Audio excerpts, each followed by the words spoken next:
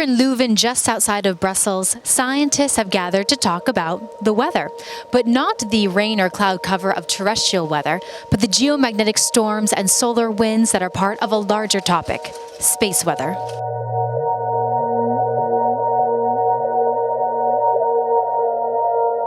So what is space weather?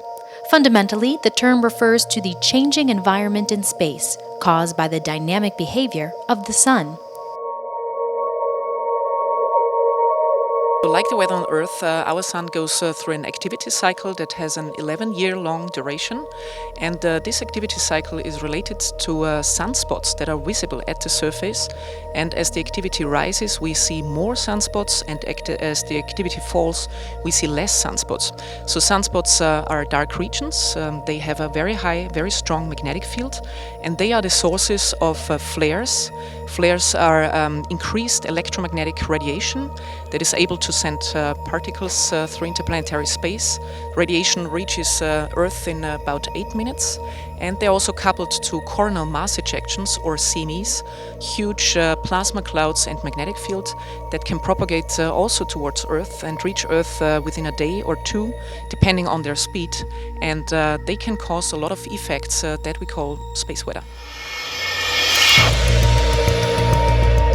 Solar flares and CMEs are sometimes associated with solar particle events, in which electrons, protons, and heavier ions are accelerated to near light speeds, potential radiation hazards for astronauts and damaging to satellites in space.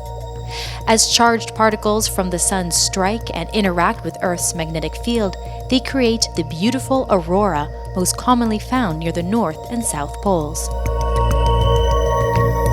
In the background of these spectacular solar events is the ever-present solar wind, a flow of electrons and protons that constantly streams out of the sun in all directions.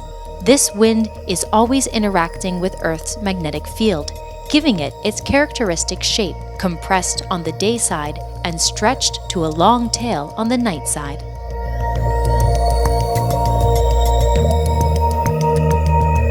Our planet has lived alongside the mood swings of our star for billions of years. However, the way we live has changed dramatically in recent years as we become increasingly dependent on infrastructure we've built in space and on the ground.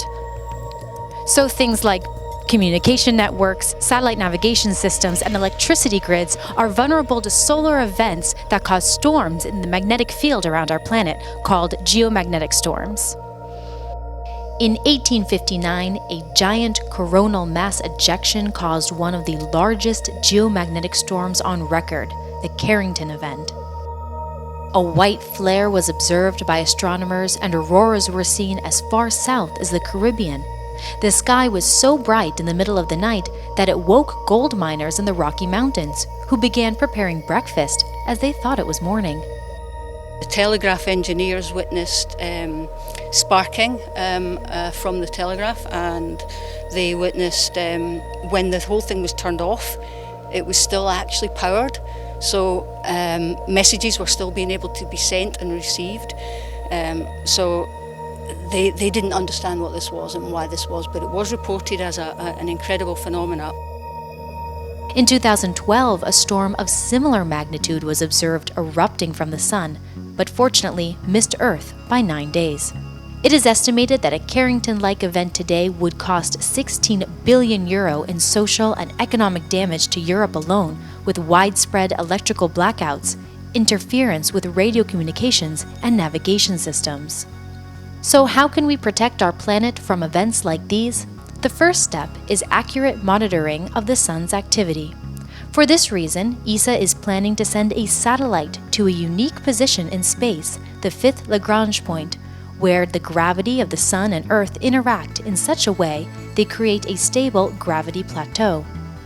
From here, the Lagrange satellite will get a side-on view of our star and the space between it and Earth, detecting hazardous solar activity before it reaches us and estimating its time of arrival and potential impact. The satellite will work with the planned U.S. mission to the first Lagrange point, and together, these two missions will provide an unprecedented near real-time monitoring of the sun. The data from the Lagrange mission is going to be sent down through the ESA deep space stations to the ESA's space weather service network. These services will be used by European governments, civil protection authorities, operators of various elements of the infrastructure, including satellites, power systems, transport. And this will allow people to take action to mitigate space weather impacts and protect our infrastructure from the adverse impacts of space weather. Extreme weather events are rare, but they've happened in the past, and they'll happen again. As technology advances, the disruptive effect of solar storms is likely to become even greater. This is why ESA is working to monitor our raging star, providing the information necessary to protect our satellites and vital infrastructure.